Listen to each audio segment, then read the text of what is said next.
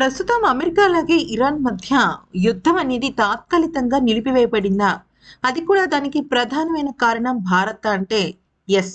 ఇప్పుడు మీరు వింటున్నది నిజమే. ముఖ్యంగా మనం ఈ వీడియోలోకి వెళ్ళే ముందు కొన్ని కీ పాయింట్స్ అయితే తెలుసుకోవాలి. ఈ జియో పొలిటికల్ ప్రపంచంలో ఎలా జరుగుతుంది అంటే ఎవరు శాశ్వత మిత్రులు కాదు, ఎవరు శాశ్వత శత్రువులు కాదు. అంతేకాకుండా ఇక్కడ ఇండివిజువల్‌గా నేషన్ బెనిఫిట్స్ కొంతుంటే, పరస్పరమైన మిత్రత్వం, శత్రుత్వం కూడా ఇక్కడ చాలా కీలకమైన అంశాలుగా మారిపోతాయి. ఉదాహరణకి మనం గమనించాల్సిన విషయం ఏంటి అంటే, ఇప్పుడు భారత్ అలాగే రష్యా స్నేహం, ఇరాన్ అలాగే అమెరికాల మధ్య యుద్ధాన్ని ఆపేస్తోందా అంటే యెస్. అదే జరగబోతుంది. దీనివల్ల మన భారత్‌కి ఏదైనా లాభం ఉందా అంటే అసలు లాభపడేదే భారత్. ఎందుకని ఇలా జరుగుతోంది అనేది కనుక చూసినట్టయితే ఒకే ఒక్క ఫోన్ కాల్ మొత్తం ఆటను మార్చేసిందా అంటే మార్చేసిందనే చెప్పుకోవాలి. ఫ్రెండ్స్ ఒక్కసారి ఈ వీడియోని లైక్ చేయండి. అలాగే మా ఛానల్‌ని సబ్స్క్రైబ్ చేసుకున్నట్టయితే ఇంకా లేటెస్ట్ అప్డేట్స్ మేము మీ ముందుకు తీసుకొస్తాం.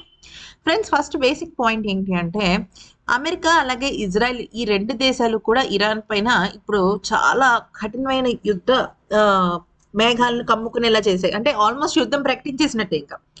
అయితే ఈ క్రమంలో మన మోదీ గారు అంటే మన భారత్ తీసుకున్న నిర్ణయం అది కూడా పరోక్షంగా రష్యా నుంచి పంపించిన ఒక అద్భుతమైన సూచన ఒక మాటలో చెప్పాలంటే ఒక మాస్టర్ ప్లాన్ అనే చెప్పుకోవచ్చు.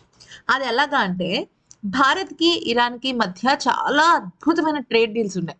ఎందుకంటే మనకి రష్యా నుంచి ఆయిల్ రావాలి అన్నా అది వయా ఇరాన్ గుండానే రావాలి. సో, మనకి ఆయిల్ అనేది చాలా కీలకమైన అంశం. ఎందుకంటే క్రూడ్ ఆయిల్ ఒక్కటి గనుక తేడా వచ్చింది అంటే, మొత్తం ప్రపంచానికి సంబంధించిన ఆర్థిక పరిస్థితులు మార్పొస్తాయి. భారత్‌కి సంబంధించిన ఆర్థిక పరిస్థితుల్లో కూడా చాలా తేడా వస్తుంది. సో, ఇక ఇప్పుడు అమెరికా కనుక ఇరాన్‌ని ఆక్రమించినా, ఇరాన్ అల్లర్ల కారణంగా నష్టపోయినా, అది భారత్‌కు చాలా పెద్ద ఎదురుదెబ్బ. ఆఫ్‌కోర్స్ ఇప్పుడు ఇరాన్‌తో ఎవరైతే ట్రేడ్ డీల్స్ చేస్తున్నారో వాళ్ళకి 25% టారిఫ్ ఎక్స్‌ట్రా వేస్తాము అని ట్రంప్ చెప్పినప్పటికీ కూడా, మనం ఇరాన్ దగ్గర నుంచి కొంత తగ్గించేసాం. అంటే ఇంపోర్ట్స్ తగ్గించాం. కానీ ఇరాన్ వల్ల మనకి చాలా నష్టం అంటే ఇరాన్ నష్టపోతే అది భారత్‌కి కూడా చాలా నష్టం అన్నమాట. మరోవైపు భారత్, రష్యా మిత్ర దేశాలు. అలాగే రష్యా, ఇరాన్ మిత్ర దేశాలు. ఈ క్రమంలో ఏం జరగబోతోంది అంటే, మన భారత్ రష్యాకి అంటే రష్యా, భారత్ మధ్య బిజినెస్ ట్రేడ్ డీల్స్ అనేవి బావుండాలి అంటే మధ్యలో ఇరాన్ ఉండాల్సిందే. ఎందుకంటే ఈ క్రూడ్ ఆయిల్‌కి సంబంధించి ఇరాన్ చాలా కీలకమైన ప్రదేశంలో ఉంది. దాన్నే స్ట్రెయిట్ ఆఫ్ హార్మోన్స్ అంటారు. అంటే ఏంటంటే ఒకవేళ గనక స్ట్రెయిట్ ఆఫ్ హార్మోన్స్ అంటారు. దీన్ని మనం ఏంటంటే మ్యాటర్ ఒకవేళ గనక ఇరాన్ గనక తలుచుకుంటే ఓకే. ఈ గల్ఫ్ దేశాల్లో ఒక సౌదీని పక్కన పెట్టేస్తే కువైట్, బహ్రెయిన్, ఖతార్, యూఏఈ ఈ 4 దేశాల నుంచి యూరోప్‌కి గాని వేరే వేరే దేశాలకి, వేరే వేరే ఖండాలకి ఏదైతే ఈ ఆయిల్ సరఫరా అనేది జరుగుతుందో అవి స్టాప్ అయిపోతాయి. ఓకే. సో, అంత కీలకమైన ప్రదేశంలో ఇరాన్ ఉందన్నమాట. సో, ఇప్పుడు సౌదీకి ప్రాబ్లమ్ లేదు. సౌదీ కొంతవరకు బ్యాక్ నుంచి వేరే కంట్రీస్‌కి వాళ్ళ ఒక ఆయిల్‌ని పంపిస్తుంది. కాకపోతే ఇరాన్ అనేది చాలా కీలకమైన ప్రాంతంలో ఉంది కాబట్టి, అటు భారత్, ఇటు గల్ఫ్ కంట్రీస్ ఎక్కువగా ప్రెషర్ పెడుతున్నాయన్నమాట అమెరికా మీద.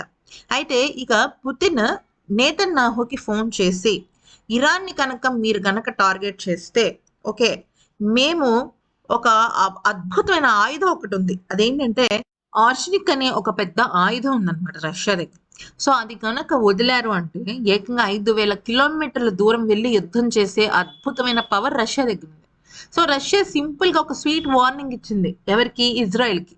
అదేంటి ట్రంప్‌కే నేరుగా ఇవ్వచ్చు కదా అని. ట్రంప్ ఆగి ఆలోచించి వినే రకం కాదు. వాడికి నచ్చింది వాడు చేసుకుంటూ వెళ్ళిపోతాడు. పడుకుంటాడు, నిద్రపోతాడు. కల్లో ఏదొస్తే అదే చేసేస్తాడు. లేకపోతే మొన్నటి వరకు తిట్టిన దేశాన్ని ఇప్పుడు మిత్రులుగా మార్చుకుంటున్నాడు. మొన్నిన్నటి వరకు మిత్ర దేశంలో ఉన్న వాళ్ళని ఈరోజు శత్రువుగా మార్చుకుంటున్నాడు. ఏదేమైనా కూడా టారిఫ్ అంటూ చుట్టూ తిరుగుతూ ఉంటాడు ప్రపంచం అంతా కూడా.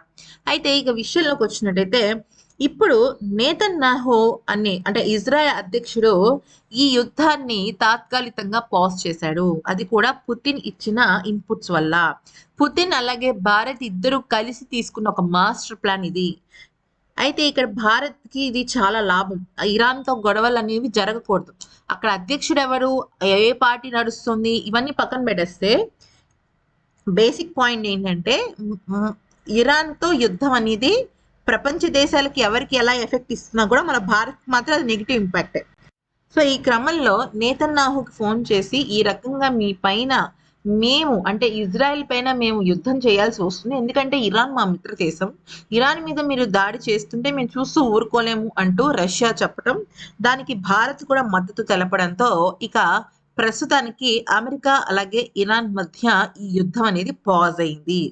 మరి నెక్స్ట్ ఏం జరగబోతోంది అంటే ఇక్కడ ఇంకో పాయింట్ ఏంటంటే ఈ రెహజా పెహల్వి ఉన్నాడు కదా, అంటే ఇప్పుడు కనుక ఖమనీ ప్రభుత్వం కనుక పక్కకి వెళ్ళిపోయింది అంటే ఇంకొక కాంపిటీటర్ ఆయనే, అంటే ఆయన అధ్యక్ష పదవిలోకి వస్తాడు అనమాట. సో ఈ నేపథ్యంలో అతను ఇంకా అగ్నికి ఆజ్ఞం పోస్తున్నాడు. సో ఇరాన్ ప్రభుత్వం ఏమని డిసైడ్ అయిందంటే టోటల్ ఇంటర్నెట్ నే బంద్ చేసేస్తారు అనమాట. ఆల్రెడీ బంద్ అయింది, ఇంకా కఠినంగా దాని చర్యలు అనేవి జరగబోతున్నాయి.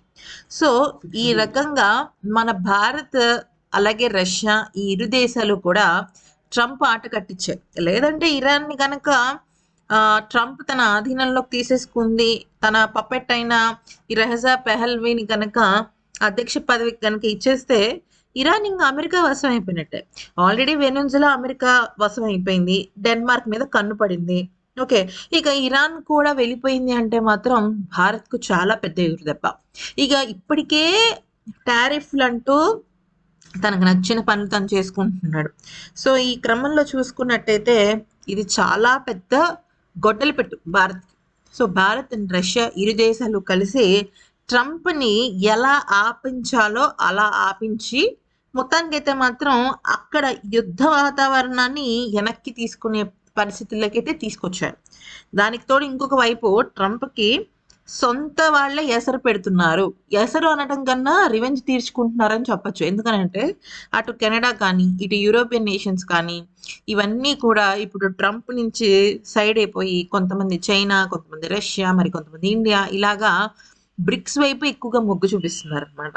సో అర్థమైంది కదా ఫ్రెండ్స్. ఈ వీడియో కనుక మీకు నచ్చినట్టయితే లైక్ చేసి సబ్స్క్రైబ్ చేసుకోండి. అయితే మేము మీకు వీడియోస్తో పాటుగా షార్ట్స్ని కూడా మేము అందజేస్తాము. ఏదైనా టాపిక్ ఉందనుకోండి, ఆ టాపిక్ని జస్ట్ 1 minute ఎక్స్ప్లెయిన్ చేసే ఈజీ పద్ధతి షార్ట్స్కి ఉంటుంది కాబట్టి అలా మేము చెప్పడం అయితే జరుగుతుంది.